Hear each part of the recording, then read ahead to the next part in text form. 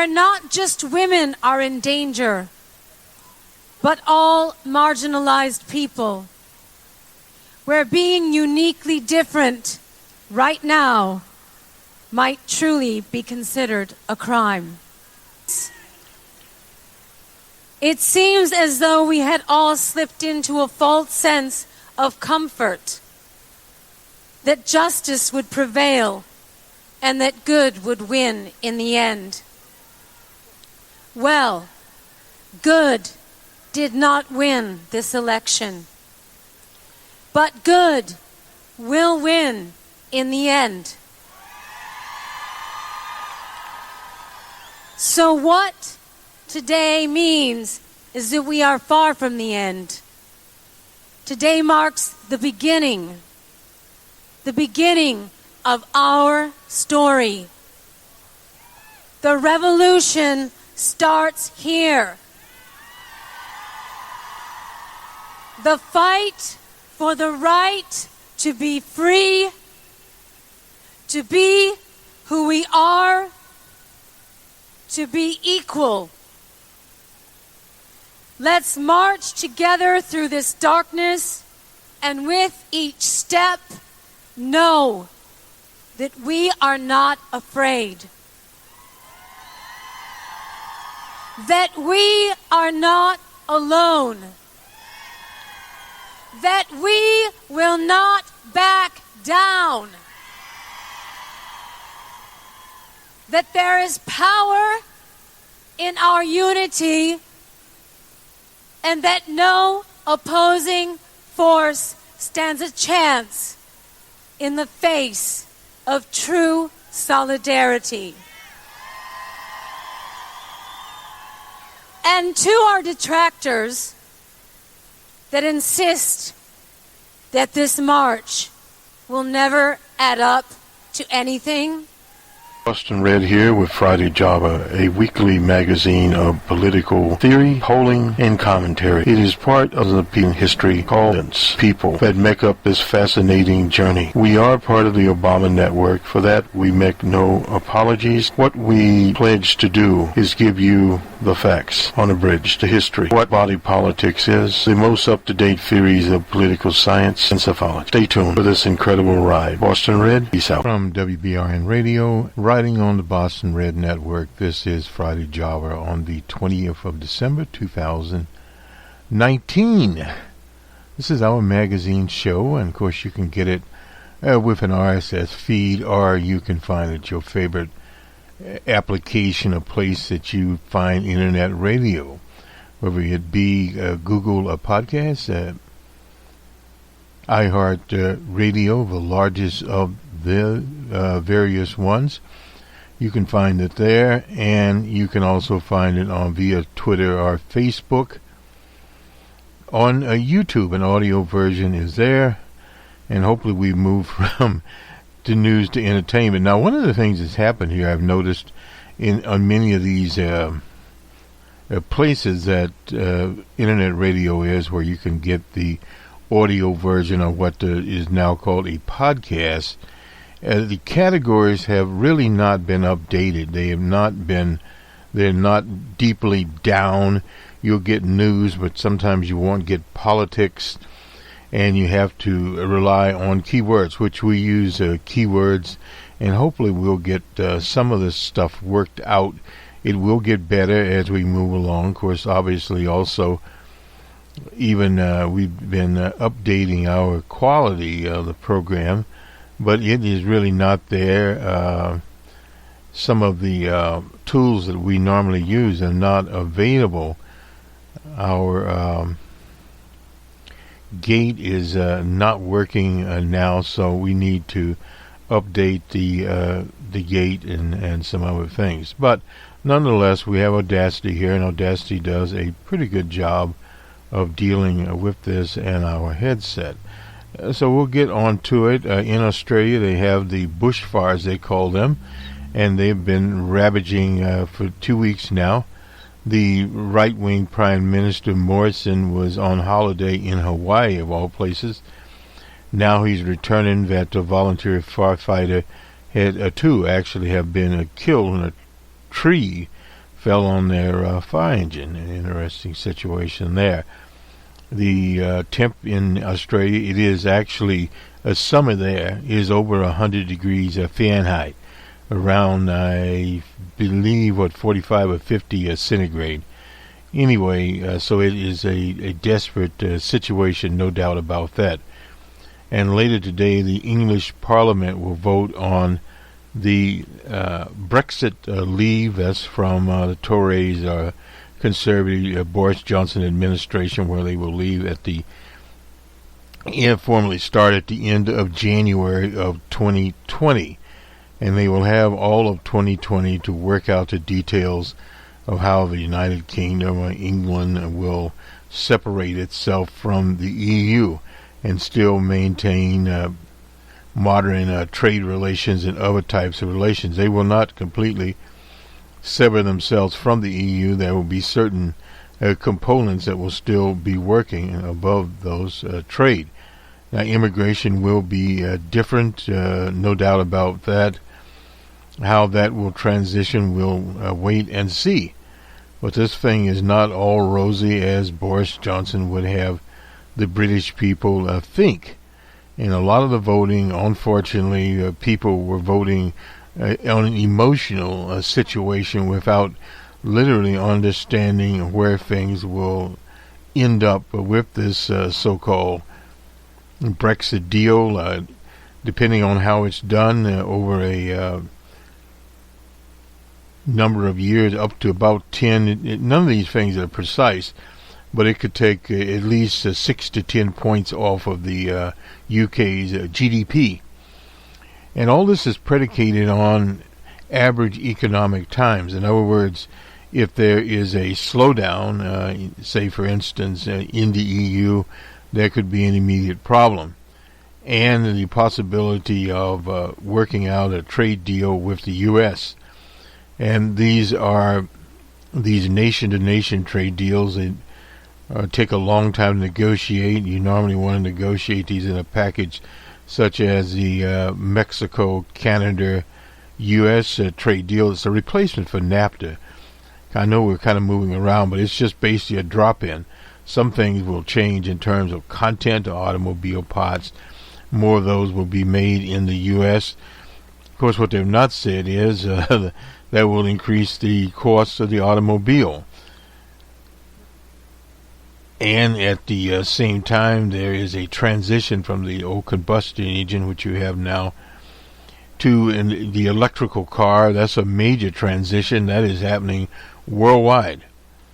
And that transition, you'll see more of it in 2020, 2021, 2022, as the number of these so-called electric cars get the numbers rise, I should say, and the technology will get to be cheaper, the batteries will be better, and then you'll see more people transitioning off. You have now, with at least with the automobile, 5 to 7 years it takes people to pay off many of these cars because they cost so much.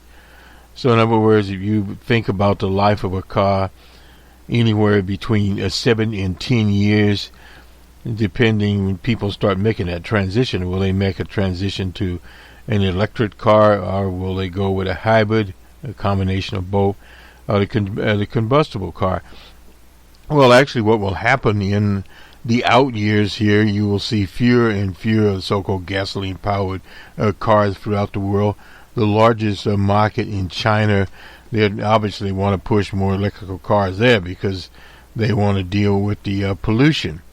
So those are some of the changes, and as those changes occur, the nature of these automobile plants will differ in terms of fewer people involved, and that affects the whole parts chain. One other item out in Seattle, at the place that natives of Seattle, I lived there once, called Boynes, they have cut the production line of will in January of the 737 MAX plane. They still have been producing it, although it's grounded and won't reappear at least to February or March of 2020, and maybe less than that, because it'll have to be approved, but not only by the aeronautics authorities in the U.S., but It's a worldwide situation. So there's about 400 of those planes sitting on some lot around Renton, Washington, which is the hometown of Jimi Hendrix and also Bruce Lee. Anyway, that is there are 12,000 workers there. They are not being furloughed as of yet. But, however, there are places that make various components for that plane will start to get affected, such as in Wichita, Kansas. There are companies there that produce fuselages and various other things for that particular plane. That was supposed to be the future of Boeing's. And Boeing's, of course, had moved their headquarters to Chicago to be in the center part of the U.S. So that is a story sitting out there. The story of the week, and we'll talk more about this story on the week that was, of course, the formal impeachment of D.J. Trump, president. He will be the third, or is the third president to be impeached. The first one being Andrew Johnson, who was president during the transition period from the Civil War and effectively the ending of Reconstruction. He beat it, trial in the Senate by one vote, I believe was his. And the next president in line was Tricky Dicky, but Tricky was never impeached. He got heard the drum beat and escaped to California. So he resigned. And the next president to be impeached was William Jefferson Clinton, on basically an affair with an intern, and then the video deposition that he gave to a grand jury, where it could have been a perjury. But the problem is, with a president and succeeding presidents, he would have been pardoned anyway. And the Senate trial was different there. The House of Representatives, Republican House under Newt Gingrich, passed it with vigor. Took it to the Senate. Chief Justice Rehnquist, the late right-wing Chief Justice from Arizona, presided. And Strom Thurmond was there also, another late person there. The white supremacist that ran a white supremacist campaign. But later it was announced he had an African-American daughter named Washington. Anyway, so this is basically the history of impeachment, and now comes D.J. Trump. Totally different situation with D.J. Trump. He's accused, of course, of obstruction of Congress. That, no doubt, he has done. And the difference in this particular impeachment, there are two articles of impeachment. There's overwhelming evidence that all of these events in the articles actually occurred. There's no debate, such as the quid pro quo with the Ukraine and outlaw enterprise. One thing they've not talked about Ukraine, that right-wing and fascist elements in the Ukraine, leaves the Ukraine as nothing more than a gangster enterprise in the first place. It has been one. It continues those elements there under President Zelensky. They're trying to get their act a little bit together, but there's a long ways to go there. And the very thought of a president dealing with a third-rate asshole country like that, well, the Ukrainians are going to get me now, but the situation is, it's not a paradise land, period. It is a nation that is struggling at best. Economically, politically, socially, you name it, they've got the problem going there since they separated from the old Soviet Union, USSR. But again, this artificiality that came about there, called the Ukraine, and this whole idea of trying to collect items on a presidential candidate, Joe Lunchbox Biden, out of Delaware, is something presidents just don't do. Period. It's not a wise course of action to do something like that. You have your political ads and that sort of thing. But to try to turn your presidential activity into a political ad against Biden and his son, Dodgy Biden, well, this whole situation is, it's now understanding that Dodgy Biden got a job because his last name was Biden. And that in itself is sort of one of the things you don't ever want to happen. But at the time, you have to realize that Joe Biden was the vice president. He had no particular ambition of running for president. His ideal time to run for president would have been in 2016, where he would have beat DJ Trump. But he did not. Hillary Clinton ran, and you know the story of that. But also this week we have the greatest threats to the so-called democracy of the republic is voter suppression. Over 200,000 people are being scrubbed in the state of Wisconsin, a working-class state, and over 300,000 in Georgia. Large numbers of people. That's over 500,000 voters being scrubbed from the voting rolls for not voting or for basically had moved from A to B. People do move around in 4-year time and 8-year terms. In other words, the people do move. They not only move from precinct to precinct, but across the state and out of the state, etc. Particularly students, people of color, people that are lower income, period. So this type of situation is to be obviously expected. It's not something that is unusual for voting of populations. What is unusual is scrubbing the voter rolls of the people. In some of these states, Wisconsin, they have same-day registrations that can solve some of the problems. And they're getting the list of people that are being scrubbed. But the problem is some of these people are being scrubbed by quote-unquote computer error.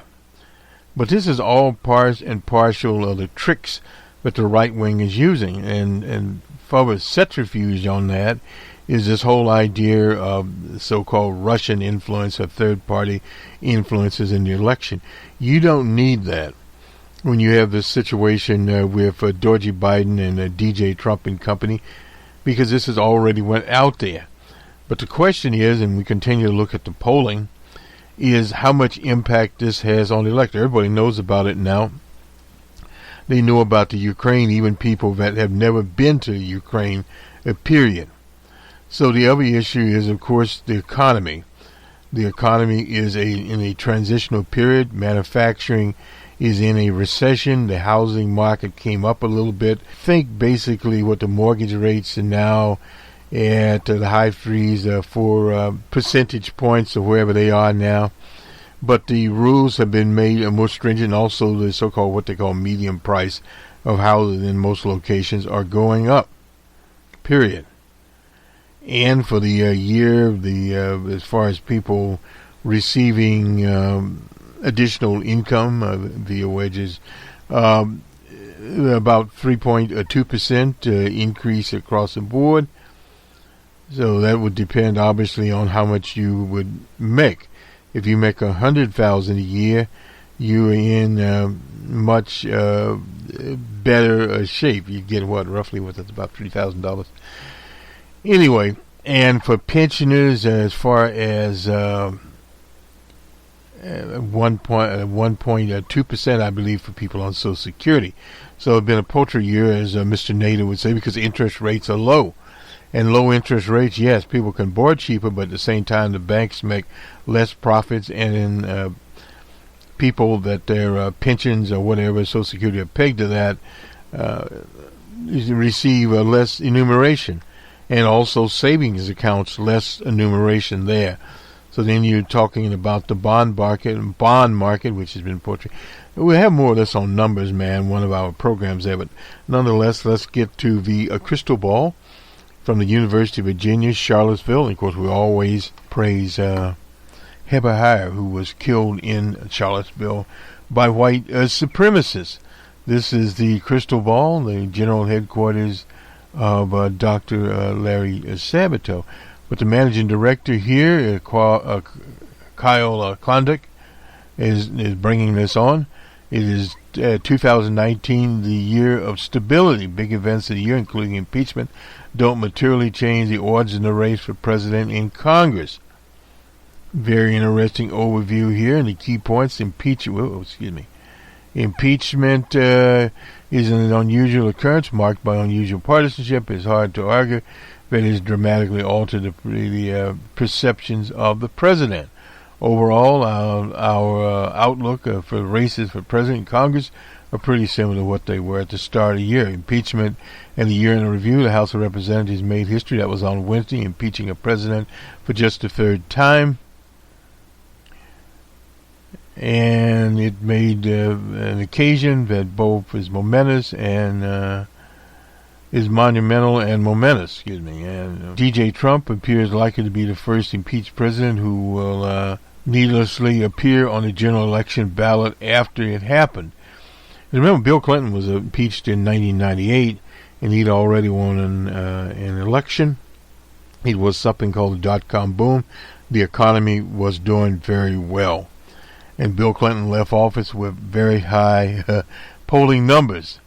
So, and then happening, and let me back to this, creating a truly unprecedented American political situation, and momentous in that a predictable, almost entirely party line vote set up the Senate trial, which they've not sent the information to the Senate as of yet. In other words, the specific circumstances of impeachment, what led to it, are remarkable, but the reaction by the nation's political actors is routine. The Trump presidency in a nutshell, as we head into the fourth year of the presidency, the year where voters are poised to cast the verdict on the first term. Stability is the watchword, the most important overreaching number in determining the odds for next year, based on real clear politics, and the 538 polling averages, they're constant in the low to mid 40s. Basically, that's where DJ Trump has roamed. The president, this is an initial assessment. This was in February of this year. In the 40s, it perhaps more importantly, a disapproval rating constantly over 50. But that has become routine, so it really doesn't affect the odds of re-election for this president. Won only nearly in 2016, and did so while losing the popular vote. Well, that is a different situation there.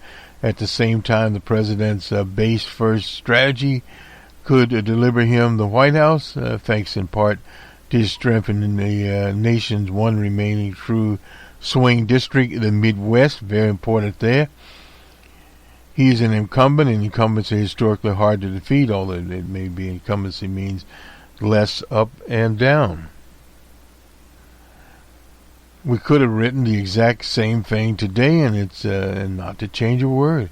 Our initial rating has 248 electoral votes, at least leaning to the Republicans, as Trump, and 244 at least leaning to the Democrats. And 44 of those are toss-ups. Since then, we've had one significant change, pushing Hillary Clinton's most narrow victory, New Hampshire, from a toss-up to lean Democrat, leaving a 248 to 248 split with just 42 toss-up. Now, the toss-up states here are Arizona, Pennsylvania, which is traditionally a commander-in-control state. Arizona, the home of the late Barry Goldwater, the founder of modern-day conservatism, Rehnquist, etc., has been trending more democratic in recent years.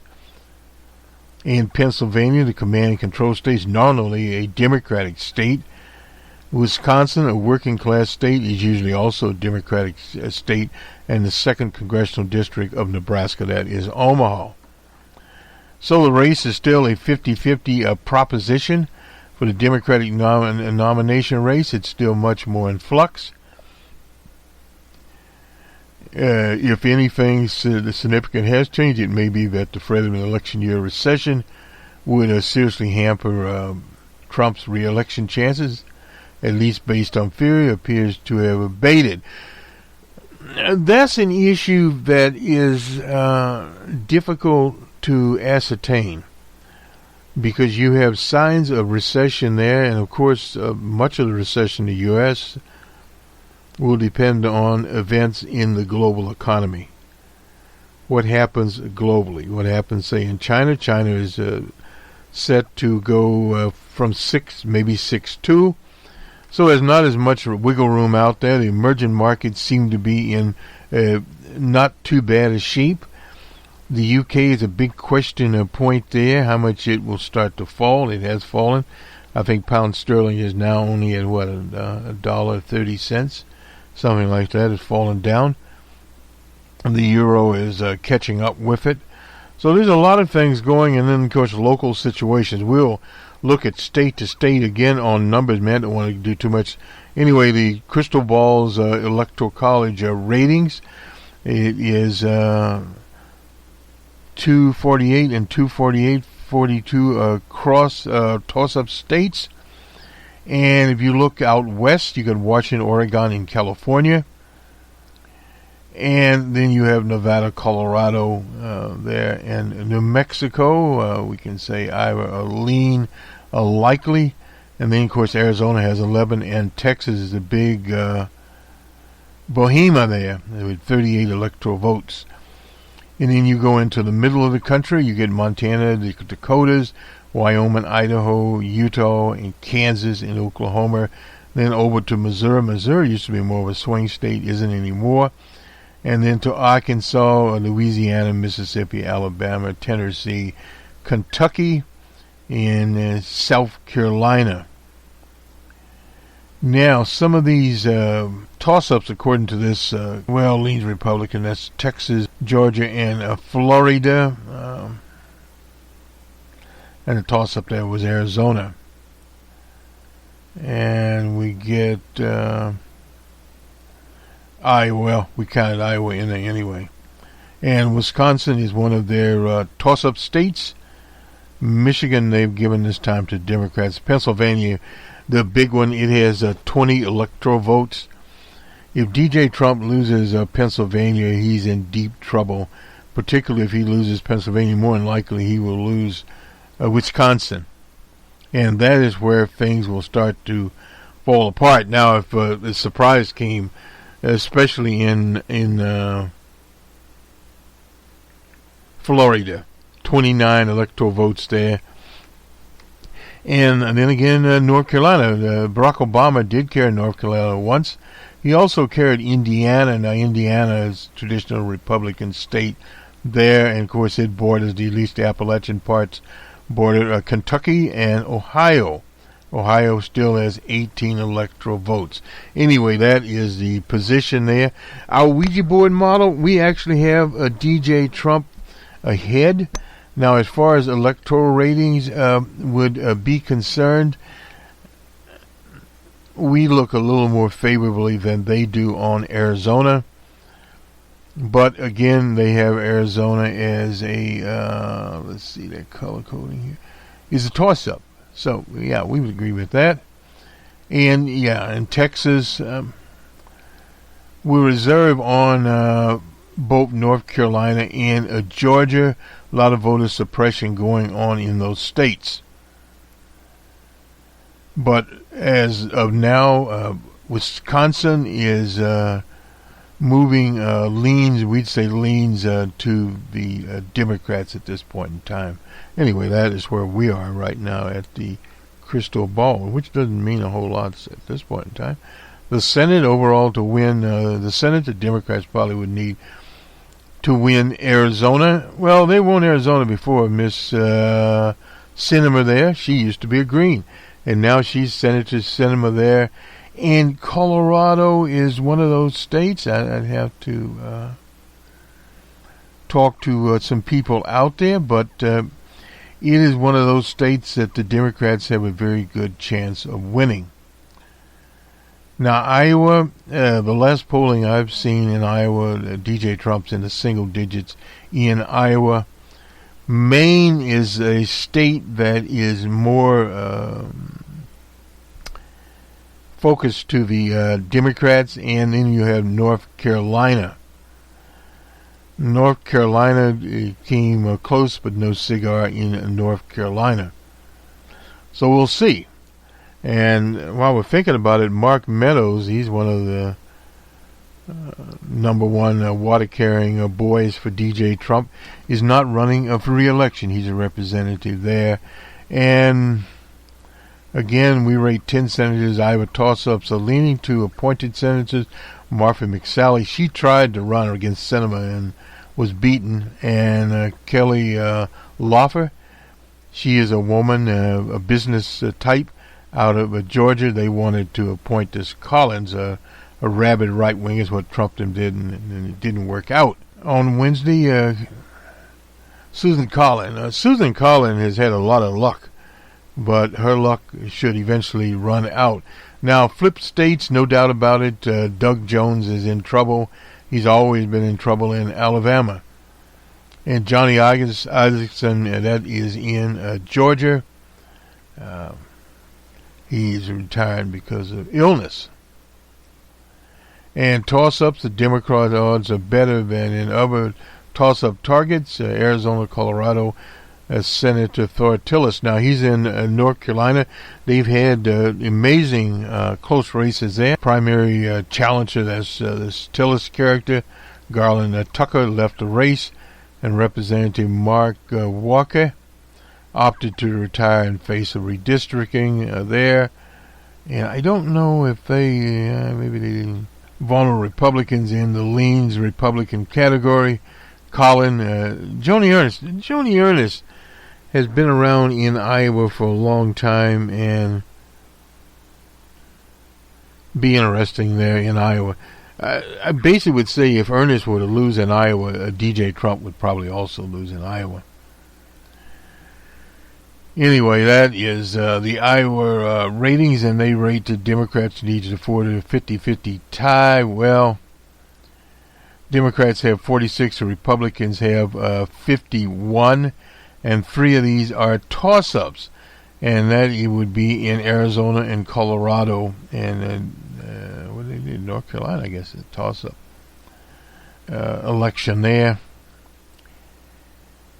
Kansas is, I haven't looked at any polling recently in Kansas, but the Secretary of State, what is his name? Anyway, whatever his name is thinking of running for Senate there in Kansas because the Roberts taking a permanent rest. He's retiring. He's a long-serving senator in the state of Kansas. We usually wouldn't be talking about Kansas. In Texas, well, the situation, of course, in Texas is a little bit different there, like a Republican, naturally. Montana is one of these states is more of a question mark. We haven't monitored that race as of yet out there. And again, out west, we, of course, have Oregon, Nevada, California, Utah. What is the ratings there? Anyway, and then, no elections. Okay. And so, anyway, where there are elections and where there are not elections, Minnesota, likely Democrat there, safe, likely Democrat. Yeah, that's probably not. This is a monsoon happening there. Nothing going in Wisconsin, nothing going in North Dakota. Missouri, Indiana, Ohio, all fixed. Pennsylvania, New York, and Vermont. Bernie Sanders. So that's basically where the Senate is. Toss-ups there, that would get him to a 50-50 situation. That's the House, even if he's renominated, the House there, election, minimal need 18 seats they need to pick up. That's the Republicans. And Jeff Van Drew, he's in Jersey second. He's switching parties, doesn't really matter there. The creation of those 2 new Clinton won seats in North Carolina. Democrats will carry there now 35. So looking at the scenario here, there's some open ones. Don Beacon, that's NE2, Fitzpatrick, Pennsylvania 1. Olson in Texas, 22 is open. Mercham, Texas 24. Those are toss-ups, but they're open. And a lot of likely Republican seats here, lean Republican seats. Davis, that's Illinois 13. Fred Upton, Michigan 6. And Wagner, she's Missouri 2. They don't know what's going to happen with Van Drew there at all. And some of the others that are not, just nominal type of characters there.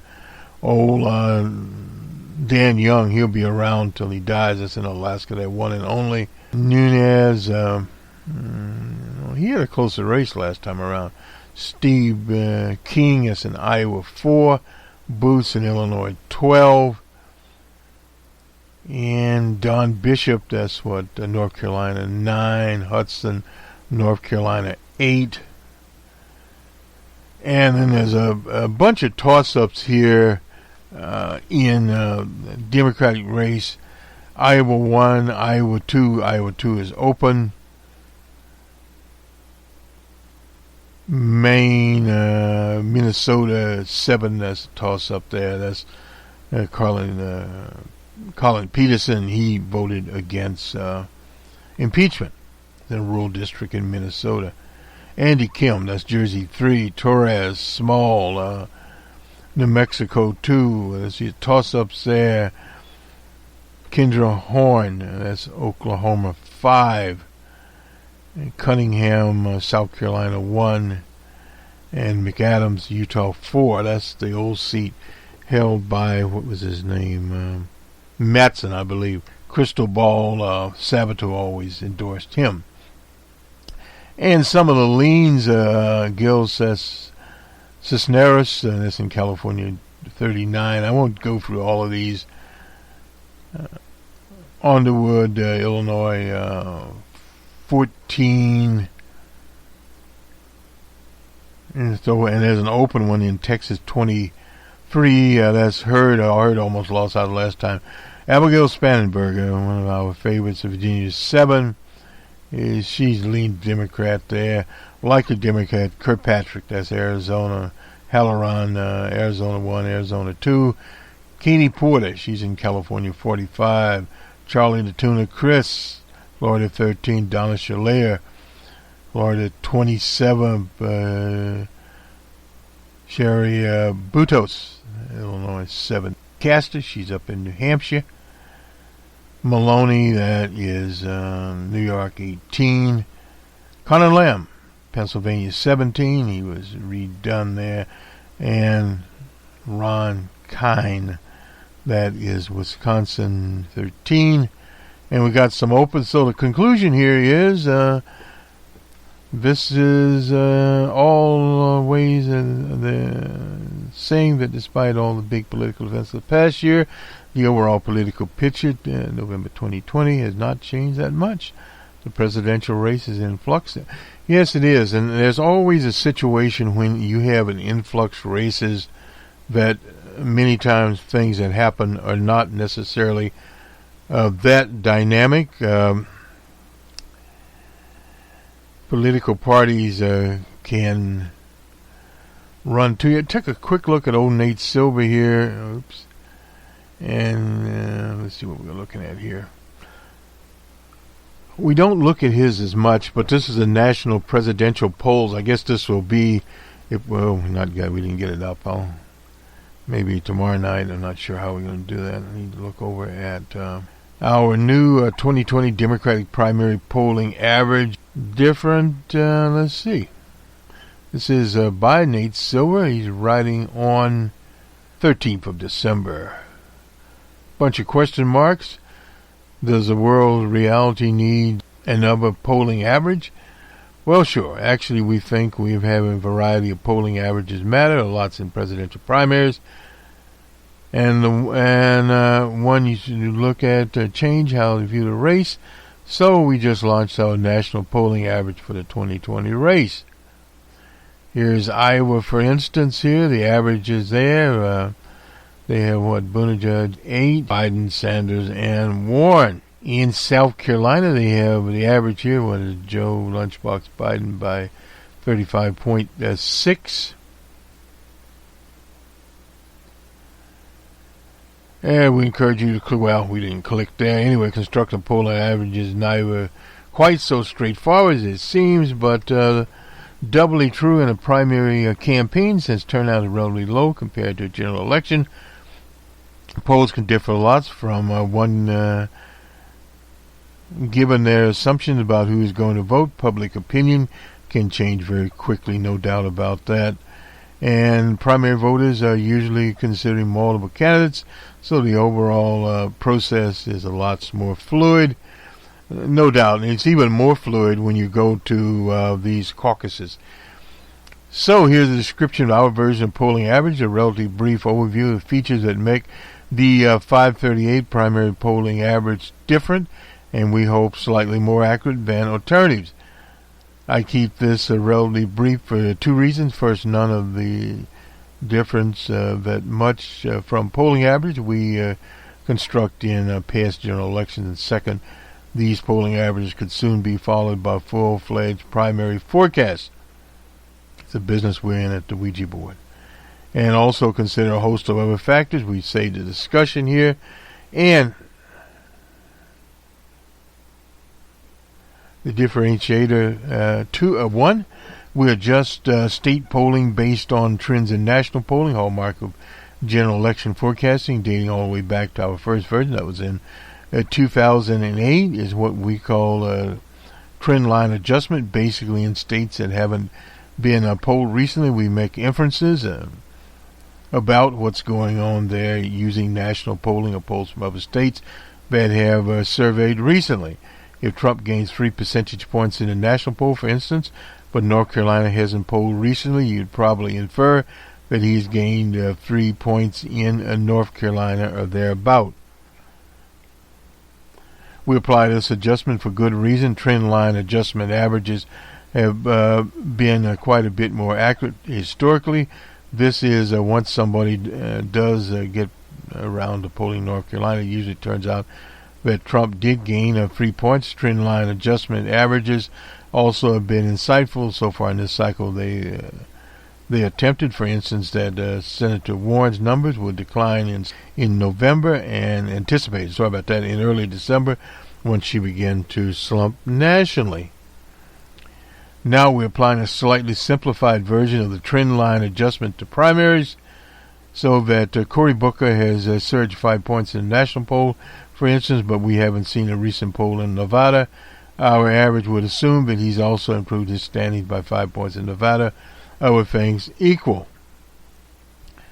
There are a few complications. For instance, the adjustment is nonlinear, which can have a meaningful effect if a candidate is polling in low single digits, but in short, the trend line adjustment can have average large effects if the state hasn't been polled recently. It doesn't affect our numbers much. Conversely, if there are a lot of recent and high quality polls from that state. Differentiator 2, we adjust for the house effect. House effect is when certain pollsters consistently show better results for certain candidates. Emerson College, which is in Boston, for instance, has usually shown optimistic results for Senator Bernie Sanders in polls is published so far in the primary season, while the Morning Consult tends to have pretty good numbers for VP Biden. All 538 general election polls average adjust for House effect and how during the same period in our average. In fact, we found the House effect adjustment we used in the past was slightly too conservative for primaries, so we've been a bit more aggressive this year. The House effects are calculated for each candidate separately. So, for instance, the Morning Consult has a Biden House effect adjustment, a PD adjustment, a Tom Steyer adjustment, and so forth and so on. National polls can influence the House effect adjustments in states and vice versa there. Differentiator 3, our average adjusts more quickly after major events. We long recommended that you should consider news events when determining whether a voting chef is a signal or noise.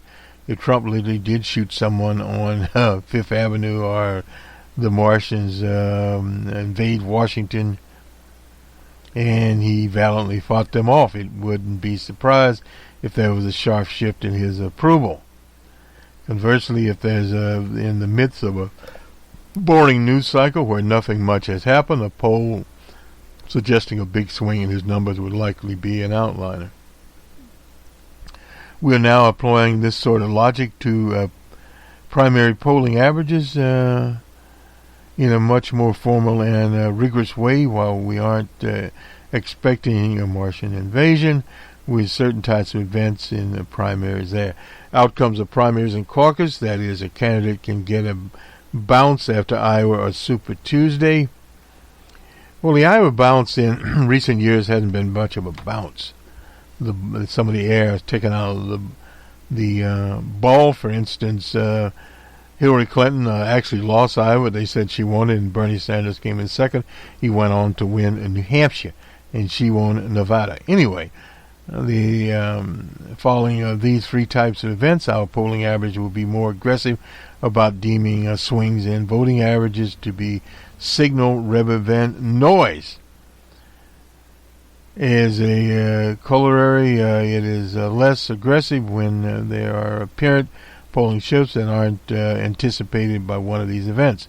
We revisit this in the future articles, but note that the importance of the model assigned to events working on a sliding scale. That's why we have a sliding scale model.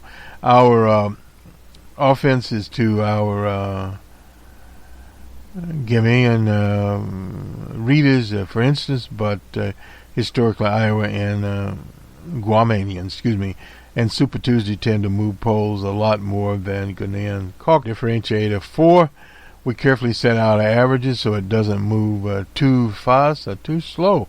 Over the years, we found there's no particular default set of assumptions that will give you a good polling average in every circumstance. Applying the aggressive settings from presidential approval ratings averages, our general ballot ticker makes generic ballots much too bouncy. For instance, we learned that one hard way. Virtually conservative settings for our generic ballot tracker would make our presidential approval rating average too sluggish to pick up on real swings in DJ Trump's numbers. We think only a good way to determine the right setting for polling average is to be empirical. Yes, there are a couple of ways we can do this. You can tune the settings so that they optimally predict future polls. That is, if our approval rating average for Trump at 42, that means 42 is our best guess for what a new Trump approval rating poll would say. Highly related to the above, you can tune the setting to minimize autocorrection.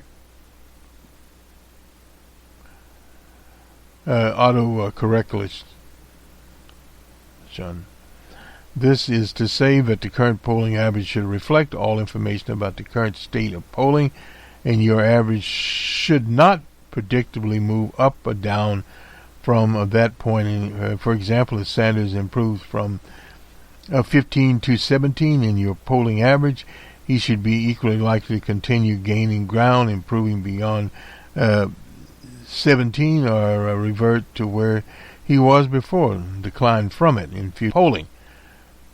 For polling sequences that calculate an election like the New Hampshire primary average, you can test how accurate the polling average prediction and the eventual election result. The setting we choose for our primary polling average are designed to optimize these qualities based upon historical data, and it's called big data, primary polling since 1972. In general, it is appropriate to apply relatively aggressive settings in the primary as compared to general election, as Nate Silver got his little hands burned, as the former trend tends to be more dynamic than the latter due to lack of partisan guardrails. I'll refrain for now from going into more details on exactly what these parameters are and how we set them. We are actually quite few parameters, ranging from how you trade off recency versus having a large sample to which kernel density function to apply.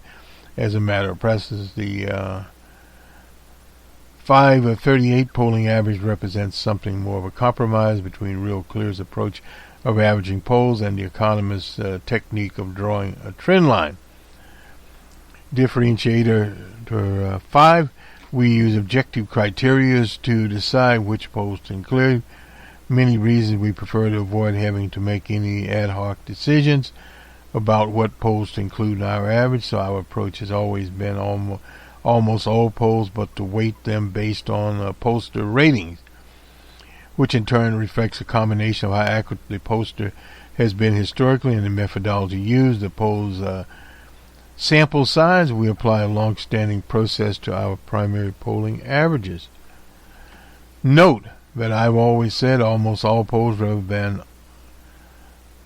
all polls, because there are some rare exceptions. We don't include polls from firms that are banned by the 538 because we suspect they have fake data in them. From primaries, we wouldn't be including internal polls, etc. And that's all about it. Again, we must have much more details, some of this when we launch our forecast.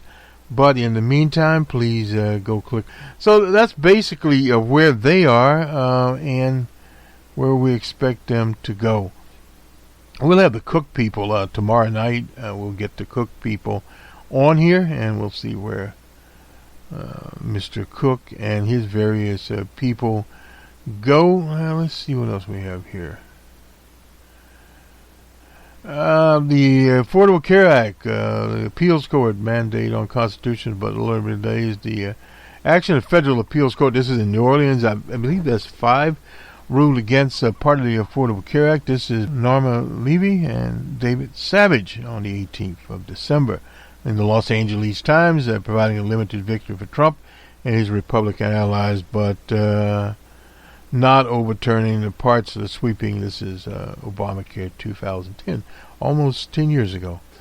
Rulings by 2 GOP judges at the 5th came in a case that threatens to strip the healthcare protection insurance coverage for tens of millions of people. For now, however, the case will be returned to a district judge in Texas for further proceedings. This is the same thing happened in Brown versus Topeka, some parts of it which remain fully in effect. That means a final ruling will not come until well after the next year's presidential elections. These are attorney generals from Texas and 17 other right-wing states. California group of Democrats stepped in to defend it. That is why it is here. Democrats have made the administration's embrace of a lawsuit a major plank in their push to defeat the president. Several leading Democrats have criticized the appeals court ruling Wednesday evening. Today's ruling is a chilling threat to 130 million Americans with pre-existing conditions and other families who depend upon life-saving protection, the Affordable Care Act. That is from Nancy Pelosi of San Francisco. This ruling should not stop families from continuing to sign up for quality health coverage they need in their states where enrollment period is still open. Now, the enrollment period finally ended Wednesday morning at 3 a.m. because there was a glitch at the site. Now, Xavier Becerra said, this is the Attorney General of California, he'd asked the Supreme Court to take up the case without waiting for further proceedings to get clarity and certainty on the health care law. DJ Trump just called it a win. If Texas and allies will fully prevail, the case could strip coverage for as many as 20 million people and eliminate scores of other protections contained in the law, including prescription drug assistance for seniors who rely on Medicaid Part D, and a popular rule allowing young people to remain on their parents' policy for 26, till they are 26. The current law, the lawsuit centers on a provision of the 2017 tax bill will eliminate the tax penalty. The tax bill did not change the technical requirements in the healthcare law that Americans have coverage, the so-called individual mandates. The coverage requirement and the penalties were once considered an integral part of the healthcare law, and at the time the law was passed, insurance, state regulators, and other experts believed unless there was a penalty for going uninsured. That's what happens in the Commonwealth of Massachusetts. Healthy people would not buy the insurance. The penalty was also critical to the healthcare law survival when it first became the court in 2012. In 2012, Justice Roberts and the 4 liberal upheld the law. Roberts upheld and required that all Americans have insurance because the penalty that enforced it could be considered a tax when Congress enacted. In the current case, Texas and the other right-wingers argue that the requirement to have insurance was no longer constitutional. Congress has reduced the penalty to zero. More importantly, they say that because the requirement was central to the health care law, the entire law should be stricken. In December, a federal judge in Texas, appointed by G.W. Bush, backed the plaintiff's argument. He ruled that coverage mandates was a key part of the law, and as a result, the entire law was unconstitutional. You always find a judge to do something. In the appellate courts, California Democrats argue that Congress had no intention of wiping out health care law when it zeroed out the tax penalty. The Senate, just a few months earlier, had rejected a measure to roll back the law, they noted, and I'm not aware of any single senator who said they were voting to repeal Obamacare when they voted to eliminate the individual mandate. That is from Senator Lamar Alexander, who heads one of the Senate major committees on health care, said in a statement after the ruling. He's retiring, incidentally. The appeals court sided partially with the conservative states. The judge, Jennifer Walker Elrod, who was appointed by G.W. Bush, and Judge Kurt Eaglehart, who was appointed by Trump. Oh boy. They agreed the requirement was no longer constitutional. The third member of the court, Judge Carolyn King, who was appointed by President Carter. Boy, she's been around a long time. Since Congress reduced the tax penalty to zero, she said the entire issue was nothing but an academic curiosity. I agree with Justice King. People can purchase insurance or not as they please, she wrote. Need be said. She cut it very short and simple. Let me just conclude here with old Chris Darden. He was the prosecutor, token African American in the trial of the century, as they call it, the People versus Orenfeld James Simpson. Now he is representing Ed Buck, Democratic donor accused of supplying fatal dose of narcotics to two men. According to a 22-page complaint unsealed, Buck, 65, lured poor and vulnerable men to his apartment with promise of party and play, sex and drugs used in exchange for money. Then injected them with doses of methamphetamine that led to 10 of them to overdose and 2 fatally. Darden confirmed he was representing Buck. That's all I can say today. He said, I haven't received any discovery yet, so that's all I can say. He replaced a public defender. Buck was indicted in October on 2 counts of distributing methamphetamines resulting in death, 3 counts of distributing methamphetamines. He pled not guilty. He was also charged in state courts with battery causing a serious injury administering methamphetamines and operating a drug house. The source of Buck's money, which he doled out over the years to a number of politicians in Los Angeles, has remained a secret. He was initially assigned a public defender. Later, the judge ordered him to pay $500 per month for legal representation, according to a summary of his initial appearance. Buck was denied bail, as he's in the Metropolitan Detention Center in downtown, same place O.J. resided. Darden recently represented Eric Holder, the man charged with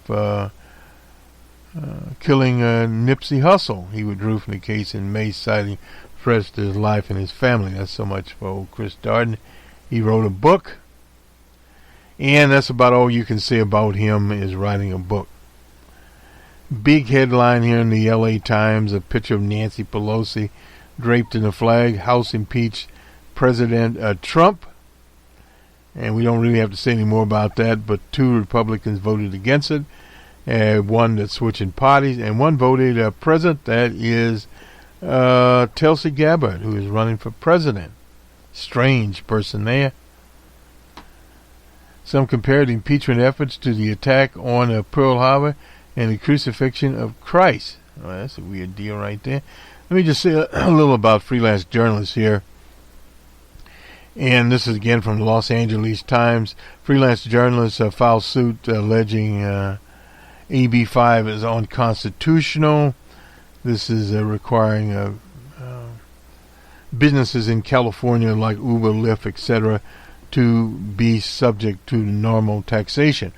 Representing freelance journalists are mounting a legal challenge to the new law that aims to rein in companies' use of independent contractors. Microsoft and others have been sorted for this on the state labor laws, AB 5, which goes into effect in January. News outlets can publish no more than 35 pieces per year from a freelancer before the journalist must be classified as a part-time or full-time worker. Some freelancers worry publishers will let them go rather than convert them to workers. Vox Media announced that it will cut hundreds of freelance writers living in California or covering California sports teams. Two freelance groups filed suit in federal court in Los Angeles. The American Association of Journalists and Authors and the National Press Photographers Association are represented by the Libertarian Pacific Legal Foundation. When AB 5 was signed into law, our members in California were understandably upset. That's from Milton Toby, president of the American Society of Journalists and Authors, which represents 1,100 freelancers, writers nationwide, including 120 there. Lori Gomez is the author of San Diego, authored the bill. Certainly not all bad. Vox Media will create 20 part-time or full positions to replace the freelancers. She also pointed out the Vox Media faces a similar class action lawsuit from SB Nation writers and editors who allege they were misclassified as contractors. So these suits go on and on. The LA Times shifted 30 contract workers to staff positions last year, far-reaching there. For the LA Times, Uber, Lyft, they are fighting it, and DoorDash are fighting it, and it's pretty much the California Trucking Association filed a lawsuit. Hurt their ability to provide trucking services, making the first challenge. The Pacific Legal Foundation representing the writers, photographers, history, defending employer interests, and amongst other libertarian causes, argued that putting a cap on the number of stories a journalist can write for a single publication is unfair, since similar restrictions weren't placed on other industries as graphic designers. So this goes on and on here, and of course Vox Media. And this is one of the things happening in the age of internet radio, the internet writing. They are cutting hundreds. These web-only applications that come out here, period. They're based, of course, in New York City, with in contracts with hundreds of freelance writers and editors in California who cover sports for the blog network S Nation. In 2020, the company created a new team of SB Nation workers to cover California sports that largely have been covered by independent contractors since 2003. Will end contracts of about 200 people, including some not from California. SB Nation has 2,000 contractors scattered about the country, and they are griping about that. Rebecca Lawson, who is based in San Diego, covers the NBA Dallas Mavericks, wrote in a blog post Monday that she was told that she could no longer hold a paid position with SB Nation and would be forced to step down as editor-in-chief of Mavs Moneyball by the end of March.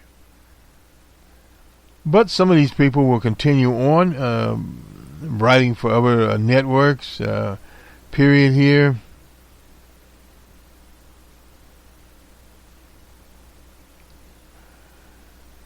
From somebody else, Nicole Clark said that likely that AB 5 would force already understaffed publications to create more full-time positions when deprioritizing or letting go of California workers. And another freelance person here, Emma Lagonis, editor in Bakersfield, of all places. She studied a copy editing text over the weekend, and to find she didn't qualify for a job as an unnamed company because she lived in a California copy editing text job. There's a lot and more people doing these jobs ad hoc in the so-called gig economy, which is much of an economy. It's an unfortunate situation. Talk more about some of those people being scrubbed on tomorrow, Saturday, on the week that was on here on WBRN Radio.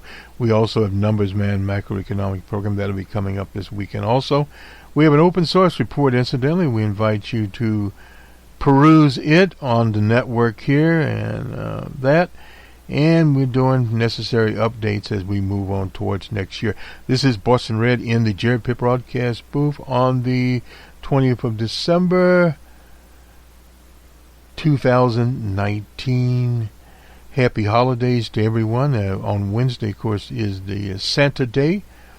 And Tuesday would be the Eve. And then again, New Year's Eve would be the next week on a Tuesday. So Happy New Year 2020 to everyone. Get all those out. Happy Hanukkah.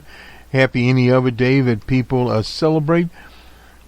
Somebody wrote us and asked us about this was the Santa Day, and we said, well, yeah, we always wish people a happy Christmas. We have a special program that great Jared Pippin usually hosts, do it, and using the mark late British journalist Mr. Cook, by wishing people a happy Christmas. But when you look at the Christmas season, you're looking at cultural celebrations over time that are out there, not necessarily that are secular in nation. It is getting secular in nature, I should say. There's more of that. And then you look at the religious significance for some people there. Same with Hanukkah. Hanukkah there, of course, is a religious holiday. I'd have to ask H about that, Hallie. And, of course, Kwanzaa is coming up. We always cover Kwanzaa. That is an African-American holiday. Begins on the 26th of December and goes through New Year's. 7 principles of Kwanzaa are there. And that was founded by the good doctor out of Los Angeles, the Osage for Dr. Karinga there, and his Kwanzaa still celebrated by many people in the community as a community day, period. Good day.